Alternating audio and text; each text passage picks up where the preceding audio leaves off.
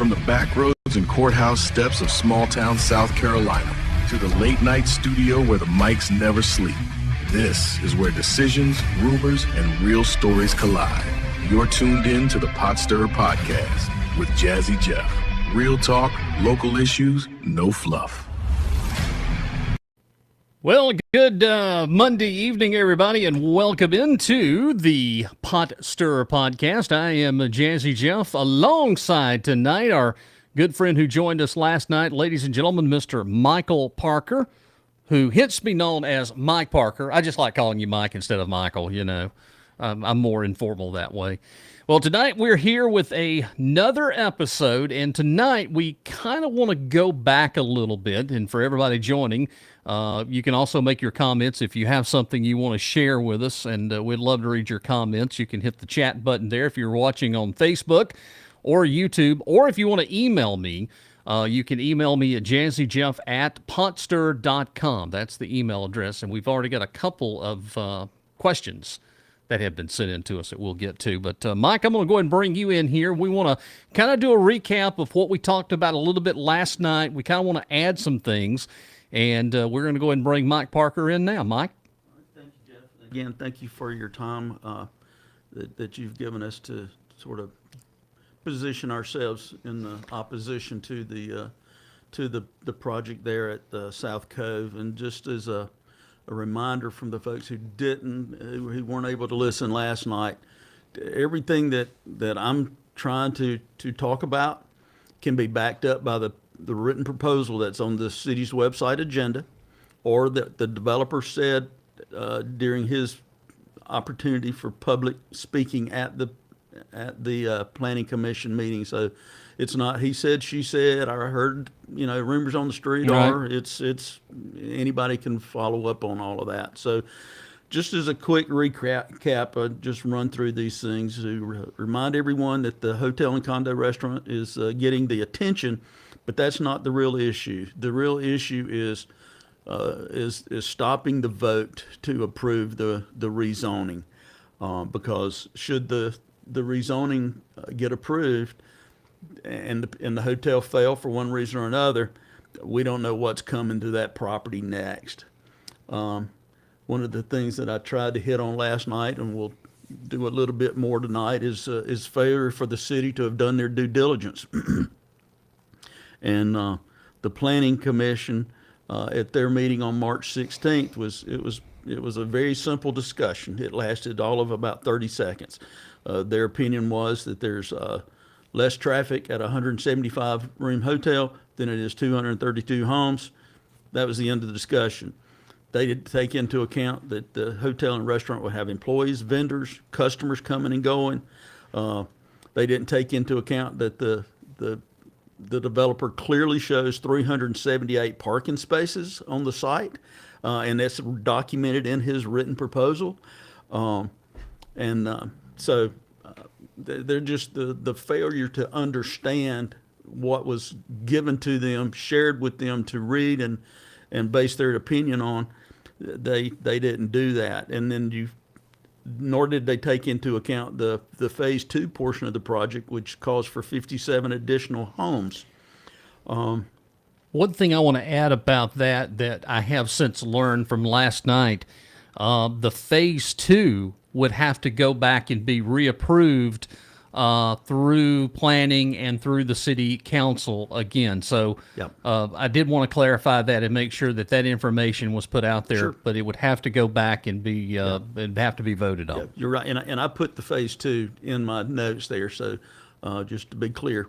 And then the next thing we hit on a little bit was the tax revenue information that was presented by the city on the City Talk radio show back on March the 25th and 28th. They were trying to was that clip number 2? I believe that was clip 2. Well, let me go ahead. I've got the clip Yep. here. Let's go ahead and we'll just play this clip for folks to be able to listen to it. That's awesome. Well, a lot of people think, oh, you just want the money. You just want the money. Well, do a comparison, okay? So let's say we do let 230 houses get built there at an average price of probably around $550,000 with the location on the lake. Yeah. If you take, 230 times 550,000, right? Times, let's say they're all residential at 4% times 0.0697. That's $400,000 worth a year in revenue that we would get just from the houses, plus the garbage fee that we would get, plus the water and sewer and revenue, plus the vehicles. You think if you have 2 cars per property, at let's do the math. 2 cars per property times 230 times even an average price of $18,000 times 6% times 0.0697, that's only 35 grand. So you're talking about a little over $400,000 worth of tax revenue. Right. Now the hotel, let's Not say bad. the build out cost of that hotel is $18 million at 6% times 697. That's only 75,000 in tax revenue that we would get from the hotel versus well over 400,000 that we would get from a neighborhood. So I don't think. All right, that's out of the words of Scott Mulder, City Administrator. So I'll let you guys do the math because I did. If you follow Scott's math and you add the property tax and the vehicle tax together, I think it comes out to $387,000. He's advertising it as more than $400,000. If you do the hotel tax like he described, you come up with $75,000. But what he failed to include were the accommodation tax that would be generated by the hotel and the hospitality tax that would be generated by the restaurant and the tiki bar.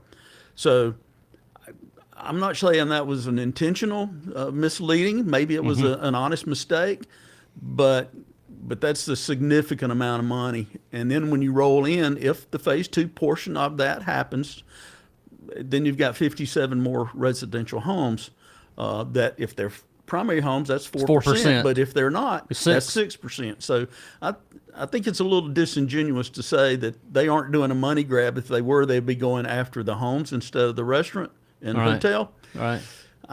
You do your own math to draw your own conclusions. Well, one of the things I think you and I have talked about, we talked about a little earlier before we started the show, is the question now, condo, hotel. Okay, we're hearing it's condos, which means people are going to buy these as a condo, but yet they're going to be turned around and rented as a hotel room for the owners of these condos. So you're not only talking about either 4 or 6%, but you're also talking about accommodations for those people that rent those condos.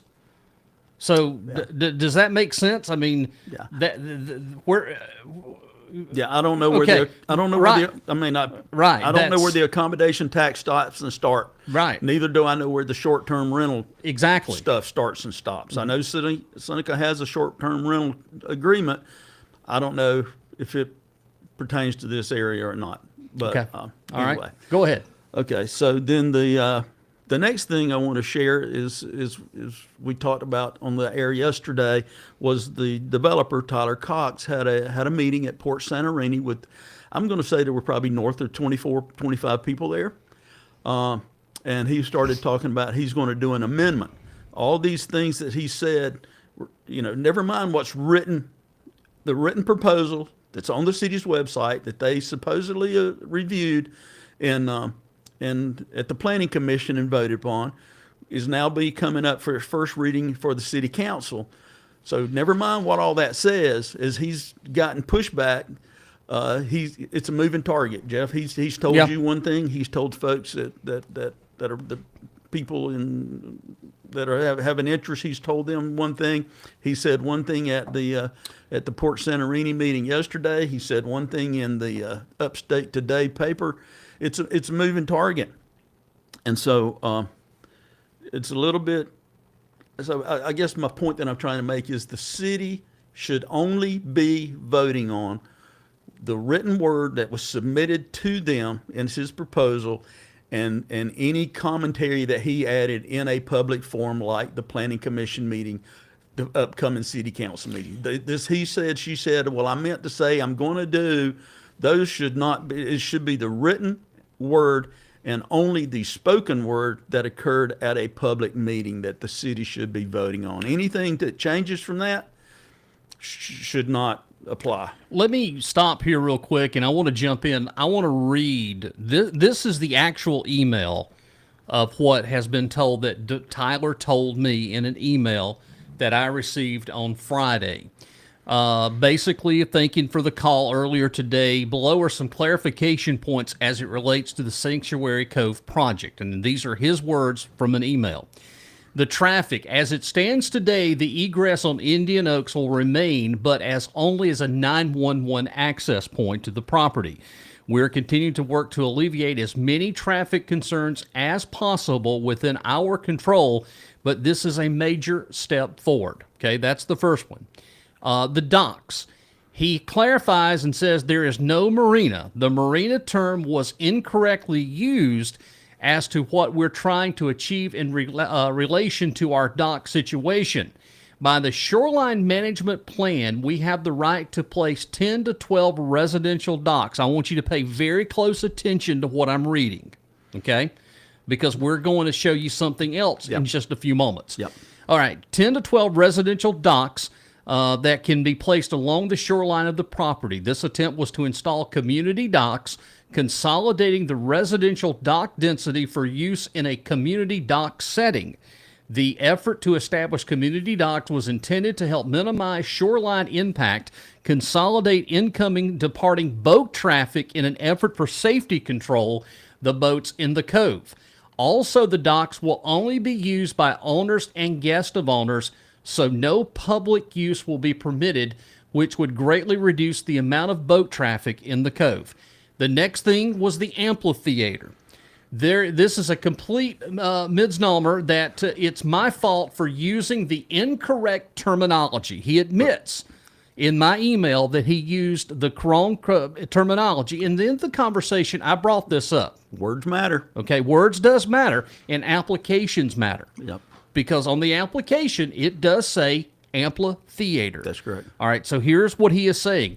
The amenity would be better characterized as a pavilion, which would house activities such as weddings, provide background music for guests by the restaurant patio.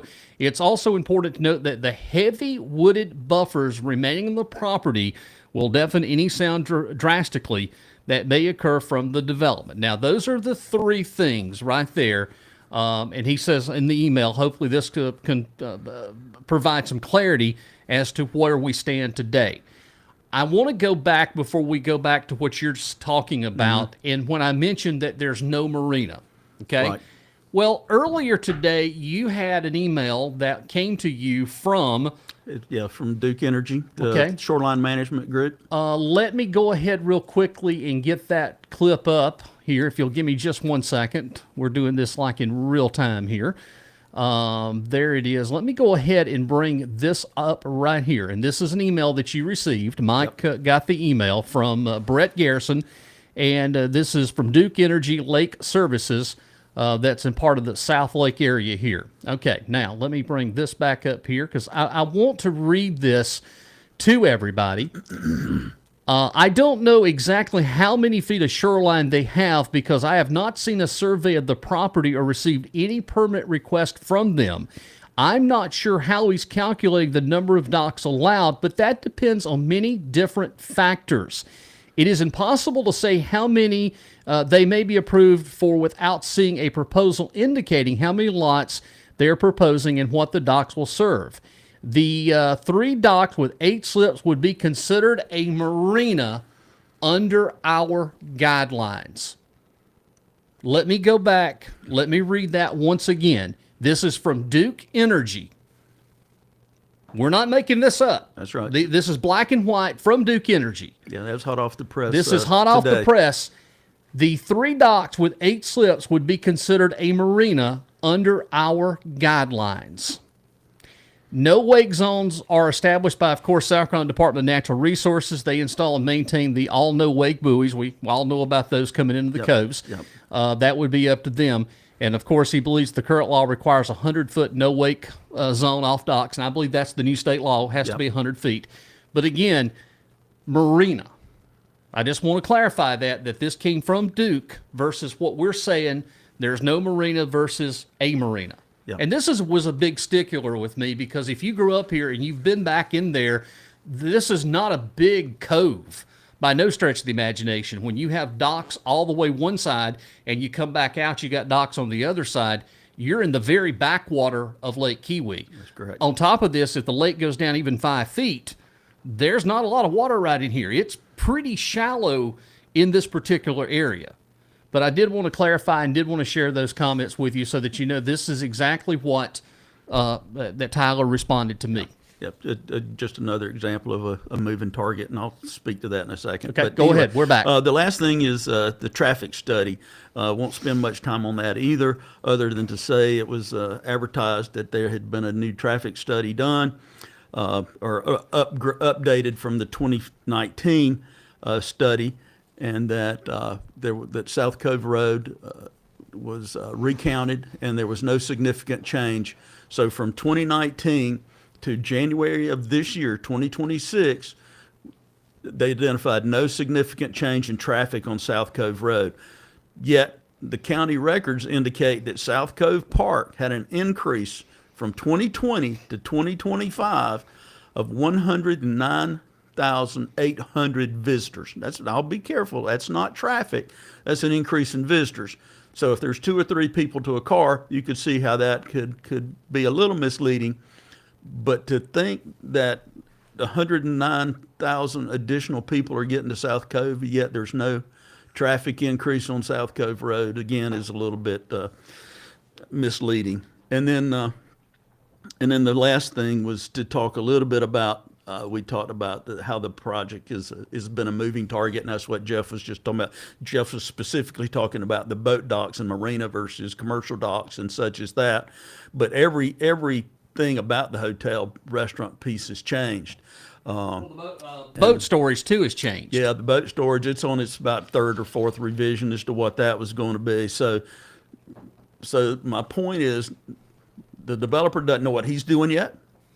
City council can't possibly know what's going on because they don't know what they're voting on unless they vote just on the written submittal from February of this year when it was submitted, and what he testifies to at the planning commission meeting and at the council meeting. And even in his proposal, I'll let Jeff read the verbiage that basically says, I don't know what I'm doing yet. Okay, here it is. And again, this is the official paperwork that was filed. This is the application. This is in here.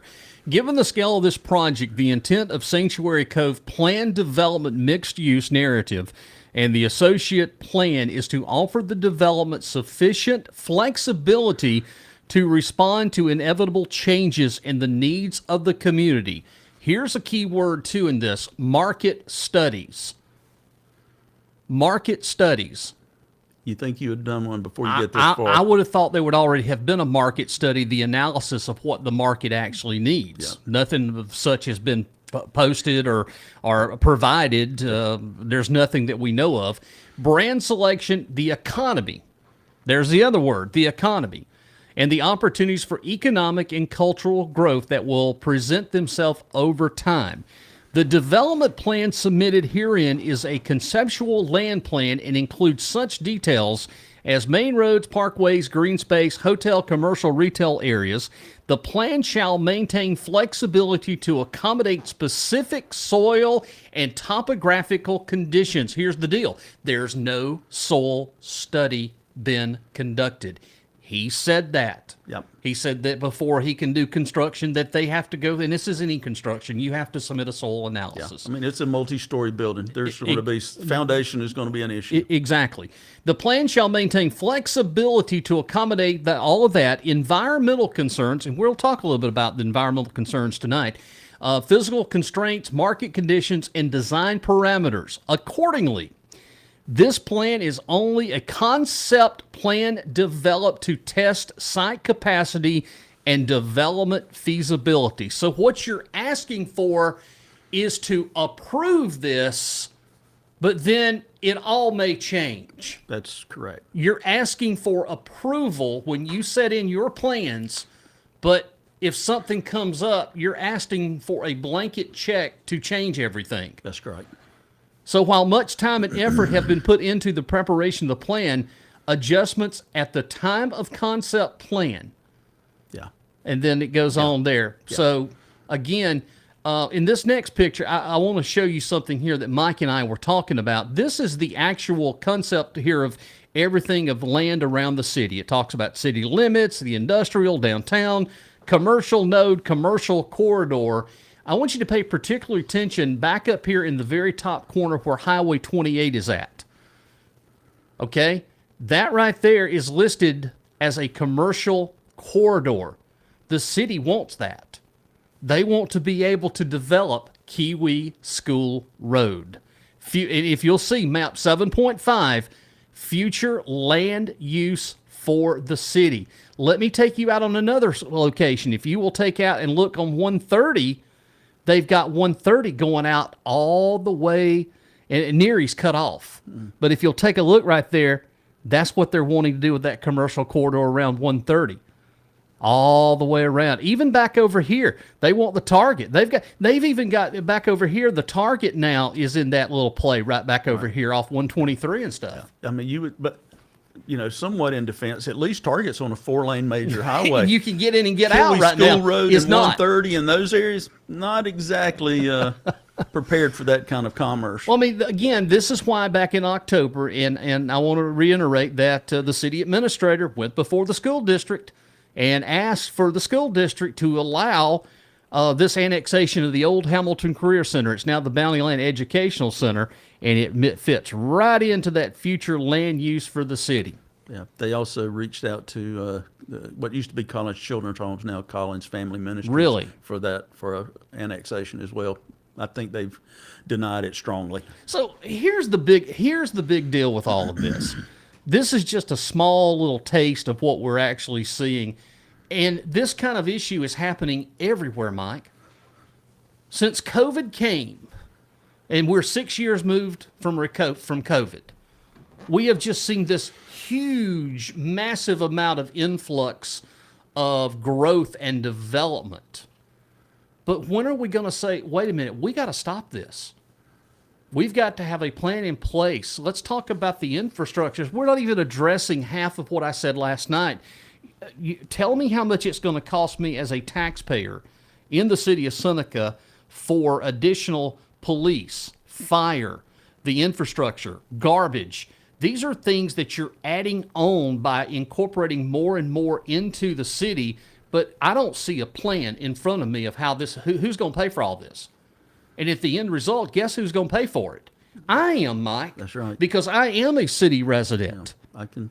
And along with a few other 8,000 people that are inside the city, we're going to be paying for that. Yeah, you could see. And you're not going to have to pay for it because guess what? Well, again, right now, unless they decide they're they able want to jump the water and get me. Well, which they.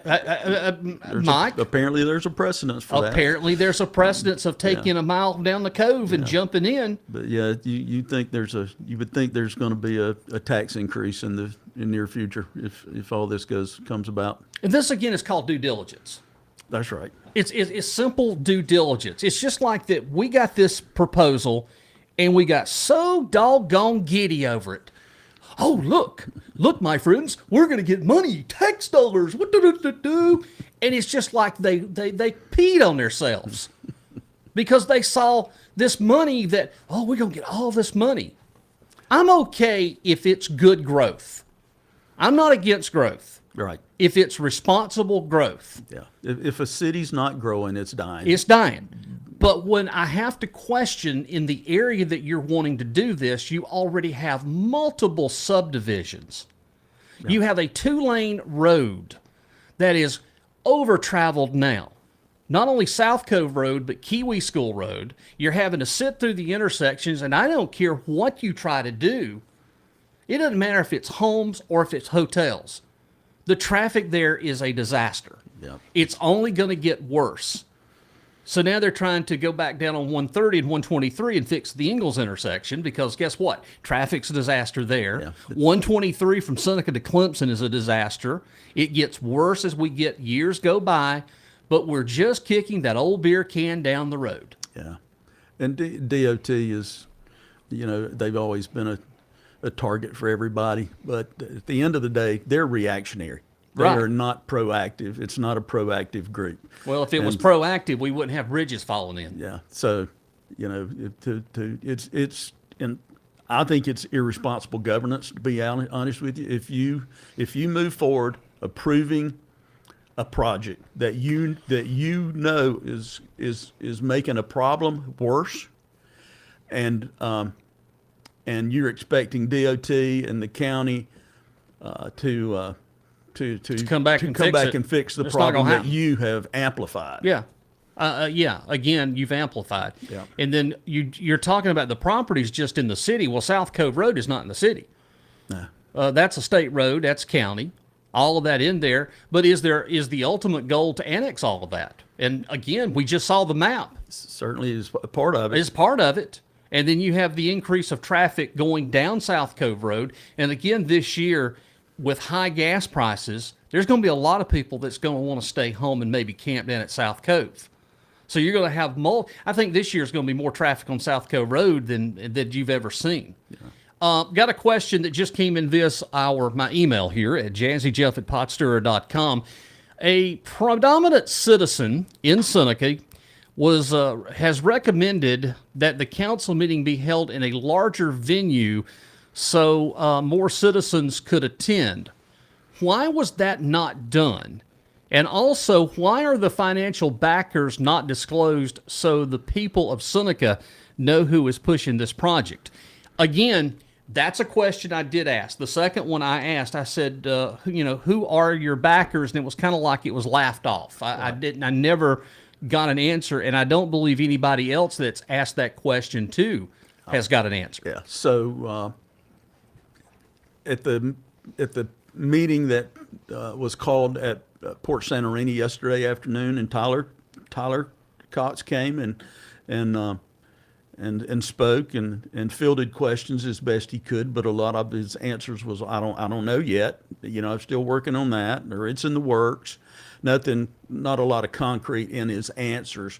The exception of somebody asked a question who his financial backers were, and he never really answered that, other than to say that it's going to be a Marriott branded hotel. So does that mean that Marriott's got a financial stake in it?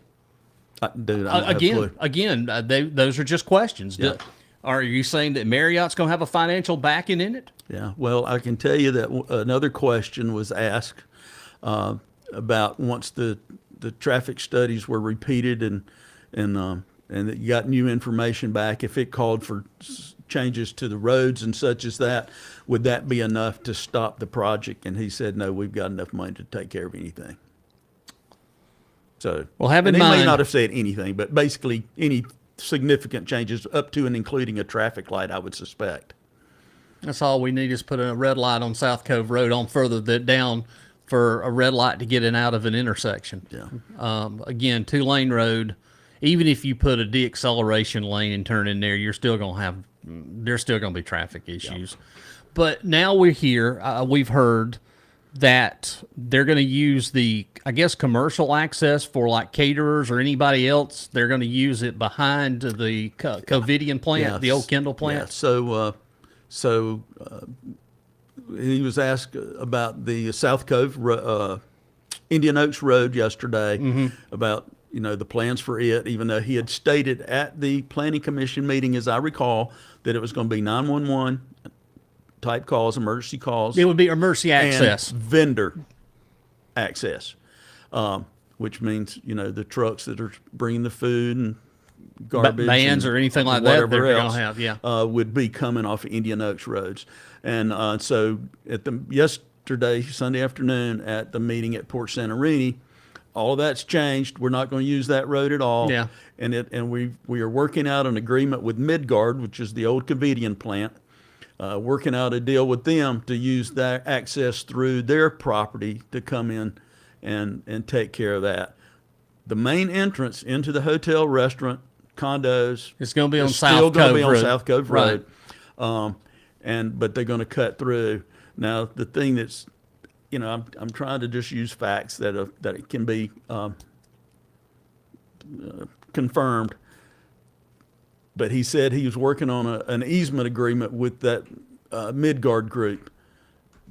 Well, is that for the life of the hotel? Is that for just 2 years, 5 years, 10 years? I mean, if they're still working on it, what is it? And I don't know what that's going to be, but I don't know if I'm just bait and switch just comes to mind every time I hear him talk, and and every time he talks, there's something different. Well, it does seem like there's something different and after hearing. It changes, and I think about when you're in a hole, quit digging. Well, he's still digging as far as I'm concerned. I think also too that some of our city folks have been changing some of the things too. We hear that from time to time. Yeah. I got a couple of comments that's holding real quick, Mike. Let's get to Sure. Michael. Has got a very legitimate question. Michael Burnside, thanks for checking in this evening. What are the pros and cons to this proposal, if any? Not familiar with this. Well, the pros, I guess I could say the pros, is tax revenue. It's money for the city. It puts money in the coffers. That would be one of the pros. The cons, unfortunately, coming up here very shortly, if you'll stay with us here, I got about 2 pages of cons here that I'm going to read, and we're going to talk all about this. Yeah. Again, if the application had all this and it was listed step by step, I still think that there would be an issue, but I don't think it would be near as bad. Yeah. I again, right now, I think what we're fighting for is saying, look, okay, you're asking for, once you cross that line and once you approve this change, well, there it is. You're done. Are we going to be? We're going to be on the hook for a whole lot of other things. Yeah, and from a pros and cons standpoint, I would think that the city planning department, maybe the planning commission, would have in some of their closed sessions or whatever behind closed door conversations would have developed a list of pros and cons as a part of their decision making process. But that none of that's been shared that I know of with anybody. I don't either. Phyllis, good evening to you. Thank you for checking in here. The city and developer acknowledge that the additional traffic burden, and they do. They acknowledge that there is going to be another traffic burden, but their stance is we have no control over those roads, so it's not our problem. They're essentially pouring gas on a fire and waiting for the fire department to clean up the mess. Yeah. Let me give you a little backstory. You have the county, I think it's about maybe 1 or 2 years old now, that substation there. The fire department. The fire department, the Bountyland substation. Originally, it was supposed to be built on South Cove Road. Yeah. It went so far as they cleared the site. It's right beside the school maintenance shop. They leveled it out and put in a drive. All of a sudden, it came out that that property wasn't a good location. Wonder why? And I'll tell you why. The traffic. The traffic was already a nightmare. So that's why they worked with Maranatha Church and got the property beside the church. They moved the substation there because they felt that would have been the better location. Do you know that there's been issues with them trying to get out to run a fire or medical call?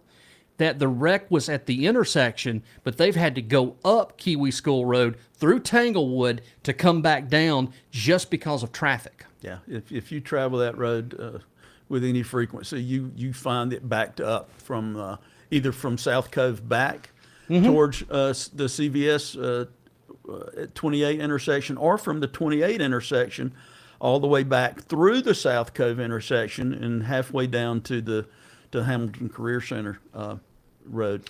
I want to go back to our email that we had. I don't think I finished answering the full email.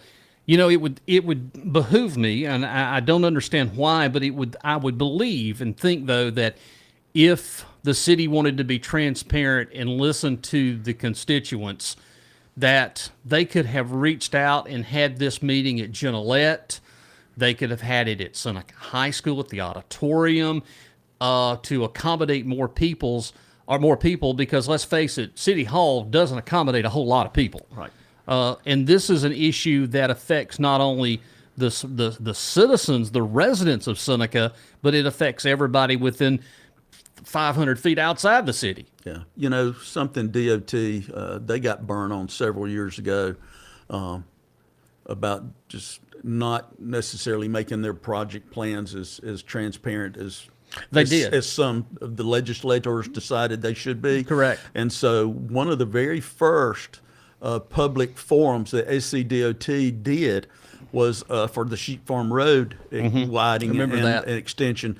And they came to, it was the Catholic Church, if I recall, the conference room at the Catholic Church. They did. And they put up 3 different alternatives, and they were open for probably 2 hours, and they just talked one-on-one, to the people that came up about the different options and why they thought one might be better than the other. And so the public was able to share. That same type conversation happened at City Hall last week about SCDOT. Yeah. In fact, Ben Olson, the Yeah. District 3 traffic engineer Right. from Greenville, did the presentation, and it was an open forum. You could walk up to Ben and say, what about this? What about that? Well, that's what I was Perhaps preaching the at. city, maybe not every single item that the city takes on needs that level of But conversation. this one does. This one should have. This had one that. should have been. And again, I want to direct your attention to another little issue prior last year. Mike, we had an issue where a developer there at Carver Landing, or Carver Road, that was next to Cross Creek. They were going to put all those 400-something homes in there. They were going to, first of all, annex it, and then they were going to turn around and rezone it into the city. That raised all kind of stinks. Everybody jumped up in arms, like enough is enough, enough is enough. And this was going to have 400-something homes on this little property, but it's just like, okay, we can't have this here. And we're talking about the same thing, 232 homes. Again, I'd rather take the 232 homes and be done with it. Let's go to the house. Yeah. Build all day long, 232. And again, he can do that right now. He can correct. start the construction for 232 now. Yeah. You're asking to change all of this for just this one little area Yeah. that doesn't have but one road access, which is South Cove. A 2-lane road. Yep. This is not a 4-lane road. This is not like the Lodge at Clemson. It's nothing like that. Not like Cascade Point down off 59 and 4 lanes. Highway, 59 yeah, and then exactly. and what's that? Wells Highway. You got the Wells At Highway. least you got 4 lanes and a turning median, if Yes. I recall. You got all of that. Yeah. So this is the difference. And again, this goes back.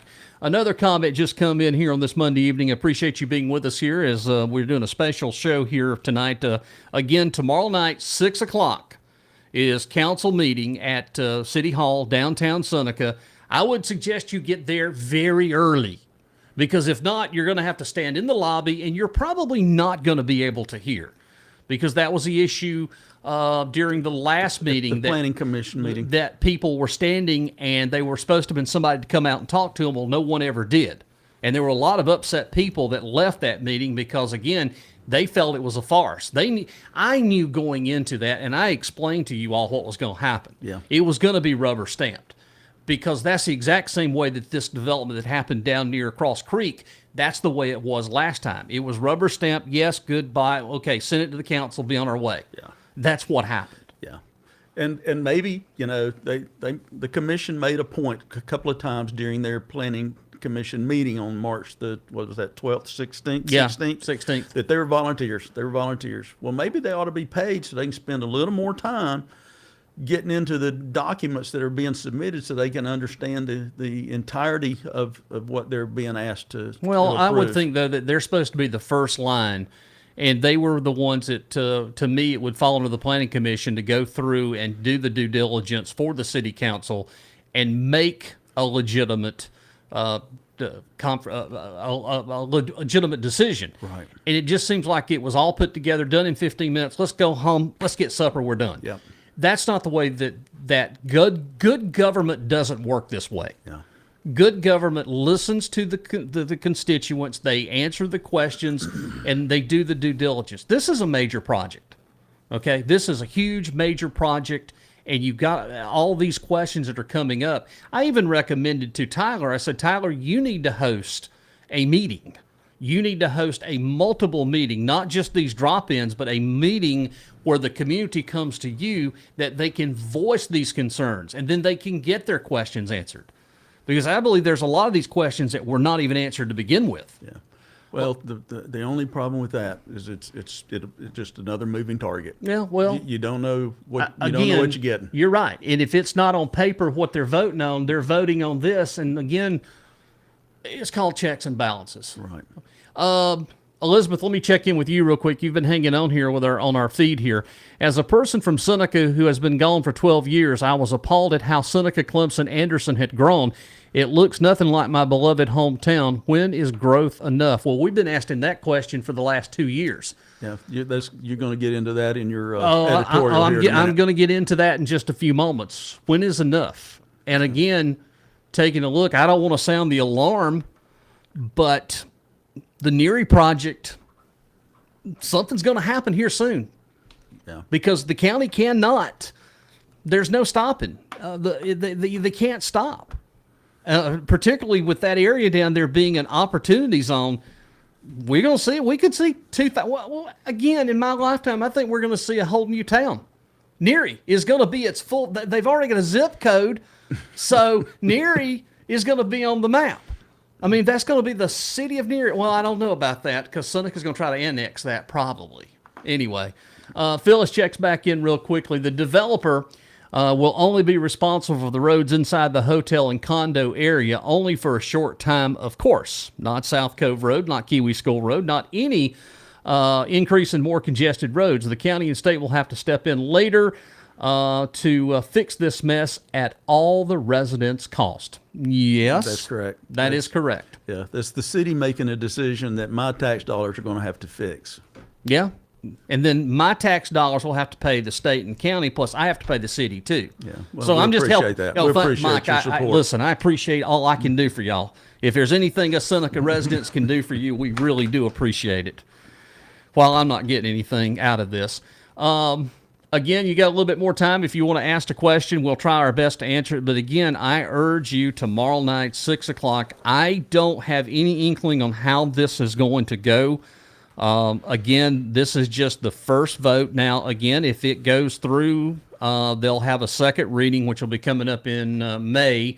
Did we say May 12th, May something? I think that's the second reading date. Let me see here. It would be May 12th, I believe. Yeah. So that'd be the second reading. That one would be the final reading. But now if it fails tomorrow night, then it stops, but yet that development kind of will stop, but he can still build the homes. That's correct. Because he's got the zoning now for the residential for 232. That's correct. Have in mind, this is the same residential plan that was developed in 2019? Similar. That was patio homes, yeah, I think. And I think the total was 278. If you look at the traffic study, that was done in 2019, I believe it was a planned 278 home subdivision. Now it's at 232. He's on to a little different topic that we really haven't touched on. You'll do the environmental. It'll be short, honestly. I mean, and I think that applies to whether it's the homes or to the hotel. I think the city should require an environmental study, which would go beyond just the 25-foot buffer around the lake that Duke dictates. But there are at least 2, if not 3, bald eagles that are often seen on this site. You can see them across the cove from my house.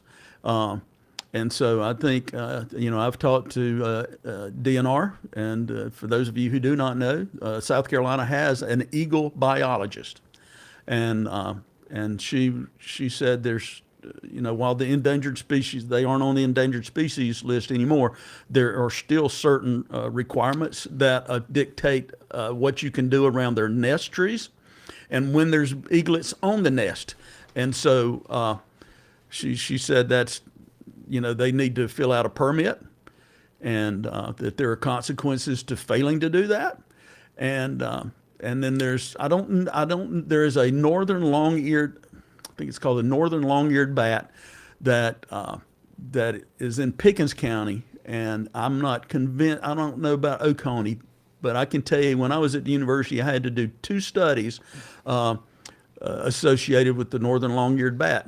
It won't stop the project, but it dictates when you can do your clearing and grubbing, basically. Okay. So I just think there's some due diligence. One of the things that the city is promoting for the planned development rezoning is they have more control over what the developer can do. They have ultimate control. They can vote no tomorrow night. Mm-hmm. And so if they choose not to vote no, then there should be some significant requirements of the city to move forward with a PD development. Yeah. Let me bring up a comment here, and this is our Al Shadwick brings up something to me, and he's right here, and I'm glad that you reminded me this. How much money did the city and county give to Hampton Inn? Tax abatement. And they did. Al's right. I don't remember the figure. I was thinking it was several $1 million that they gave Hampton Inn to build the hotel. I do remember that. Yeah, I had a former City of Clemson employee tell me the other night that Oconee County paid $2 million for the Hartwell Village development, not to go to Pickens County, but to come to Oconee. To stay in Oconee. And I think I'm okay with that, really. Because what was going to happen, Clemson was going to jump the county line and annex that into the city of Clemson. That was going to happen. That was going to be inside Clemson. That again, you would have Clemson over in Oconee County, and if that's going to be the case, we should go back to the county lines prior to '68 when Clemson University was in Oconee County. That's right. That's a story for a whole nother time. Right. Okay. Yeah. It was $2 million that for that Hampton Inn project. $1 million for the city and $1 million for the county. I had forgot about that, and that was just like maybe 10 years ago, maybe less, maybe less than that. But yeah, that was the big deal, and we used to do stuff like that. We would take tax dollars just to throw at industry and businesses just to get them to come here. And have you heard of the fee of lieu in tax? Anderson County's got a mess right now on the first reading of the Duke Power project down there. Right. They've given them the whole kitchen sink for 40 years. Now, great deal for Duke, but for Anderson County, that is a putrid deal. And again, I'm thankful that we kind of have held the line here in the last 3 or 4 years with our current council of these fee in lieu of tax agreements. But still, there's got to be some way that we can move through and do this responsible growth. That's the issue that I have right now, is that, okay, we see dollar signs, bam, bam, bam. Again, in the coming weeks on the show, we're going to get into some more topics concerning the development and stuff. I don't know where this Kiwi River thing is at. I don't think that's on the table right now, but it still is. There's designs for it. So let's take a look at that. 1,800 homes. Again, right now, the Neary project can go, it can go forward. They can put 2,000 homes and not even have to have county approval. Well, that is the count. They would get the county approval. It would depend if they put sewer. I think it's 4 homes per acre for sewer, and it's 2 homes an acre for septic. I think that's the ordinance or the way it works. But anyway, we've got issues, and these developments are in the wings. And if you go through Seneca right now, take a look at all the other developments that are happening. Okay, we've got one on Dalton Road, huge development. That's right. We've got one on South 4th Street just below me that's taking up the whole mountainside right below Madison Point. Yep. All the others on the outskirts, we've got the Cascade Point, the Seneca Falls. So it's not like we don't have development going on. I'm more worried about the homes for the middle and low income. That's what we don't have. I haven't been down South 6th Street here in the last day or two to find out if they are supposed to be starting the J.P. Stevens renovation. They're supposed to be starting the apartments. I mean, there was big signs that went up. I was a big proponent of that project because it was supposed to be based on income, and that puts that in an opportune zone because there's people that need homes. Sure. Oh, absolutely. But yet, let me tell you something. But yet, I hear tell that they won't annex the Utica Mill Village unless the county gives them $10 million. So, yeah, they want the county to pay the city $10 million to annex that, which should have been annexed 30 years ago, 40 years ago.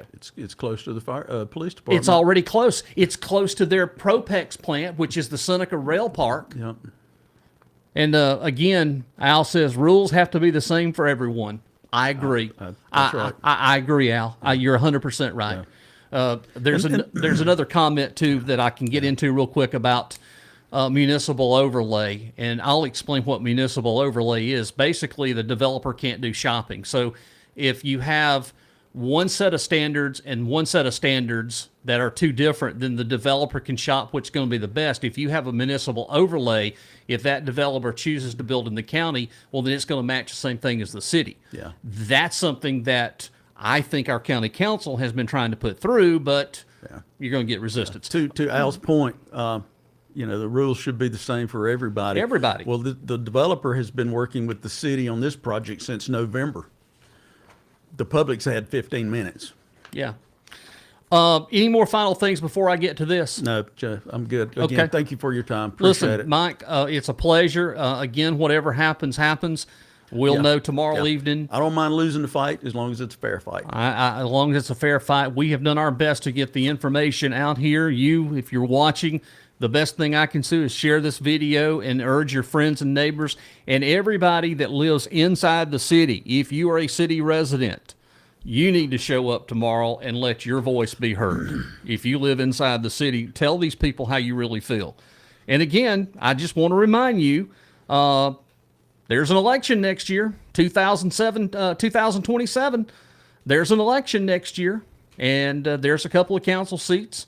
But I want to mention this real quickly before I get into it.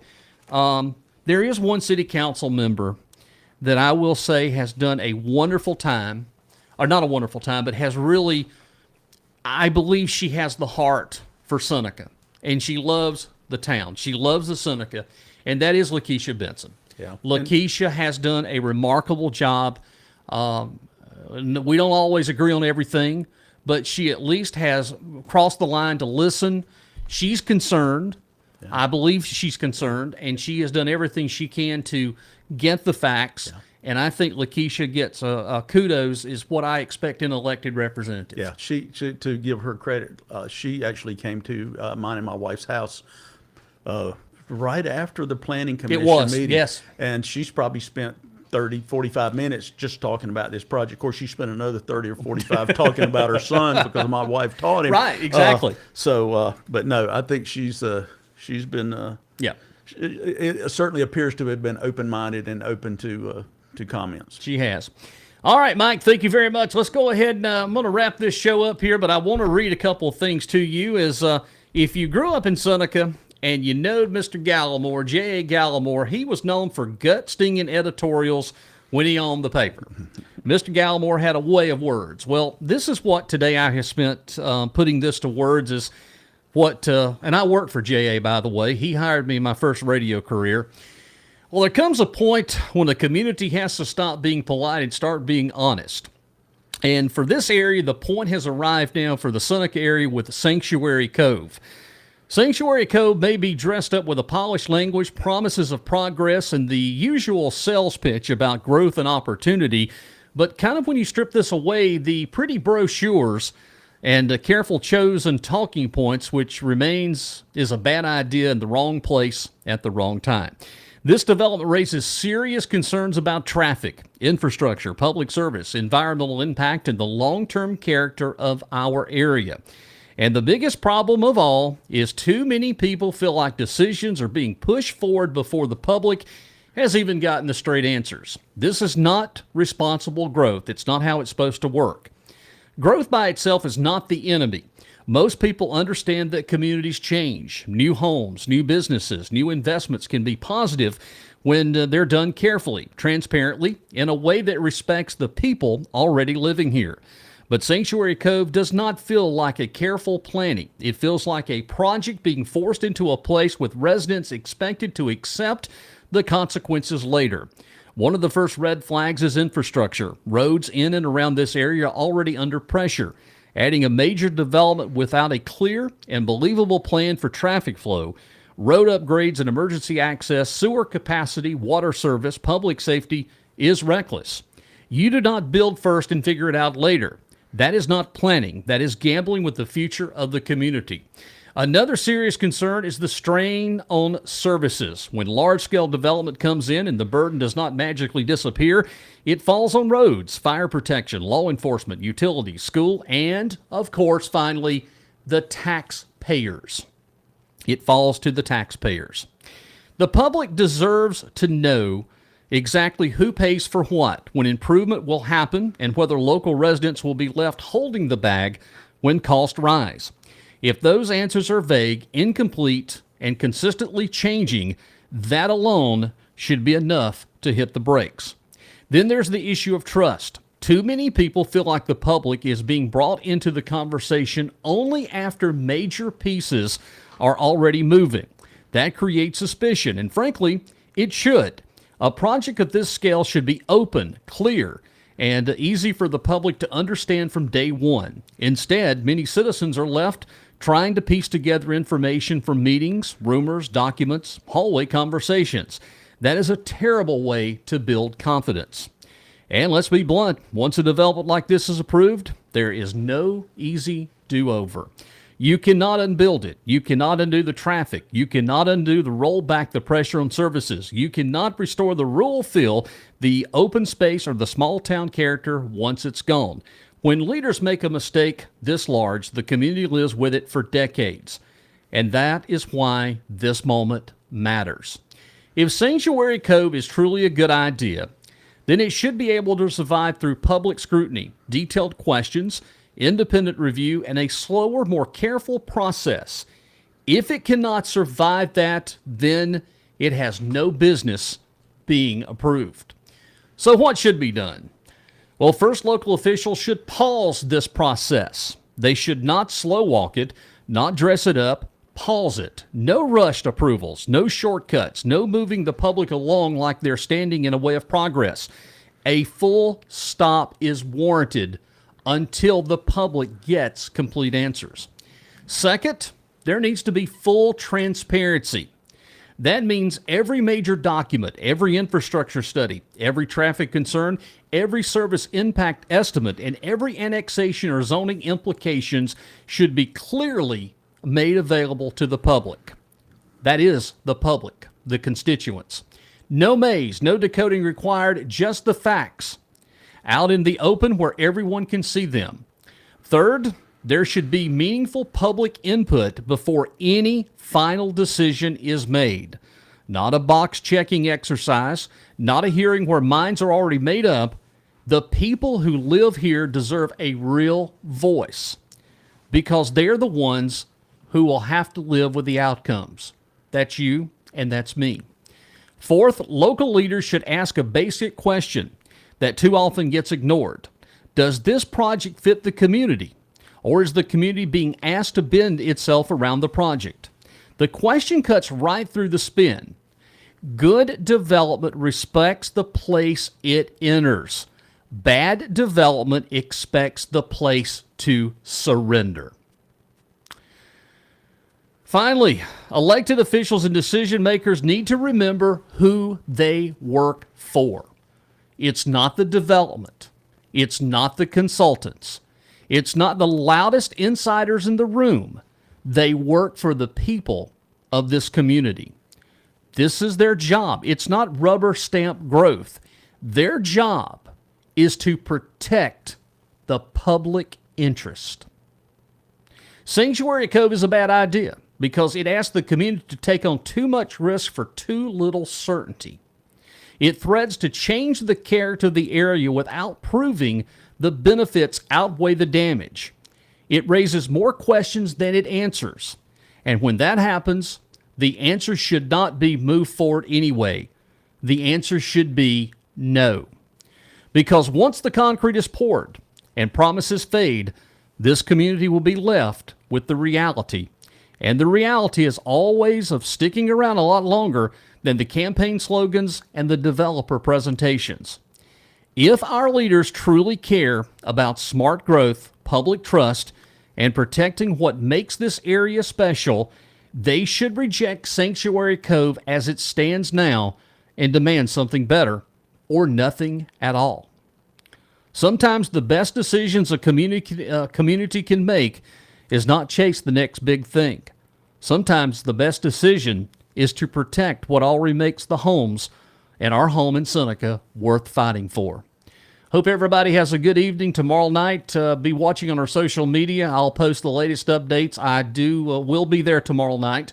And one way or the other, we're going to find out the course of Seneca. Does it change? Do we get a say in what happens? Or are we moving backwards? I don't know the answer, but we'll know tomorrow night on the first reading. If it passes, there'll be another reading. And again, it could fail on the second reading. And then we're back to square one. But I do believe that there needs to be something that looks at this, and we need, as the city residents, and I am one. My grandparents worked; they didn't work for 40-something years down that cotton mill for nothing to teach me a thing or two. I love my hometown. I just don't love what's going on right now. Have a good evening, everybody. I will. The next full show here will be next Monday night at 7 o'clock. We will discuss the forensic audit. It's coming up in Oconee County. We'll have some conversations about that. And as always, the show is available at jazzyjeffpodster.com.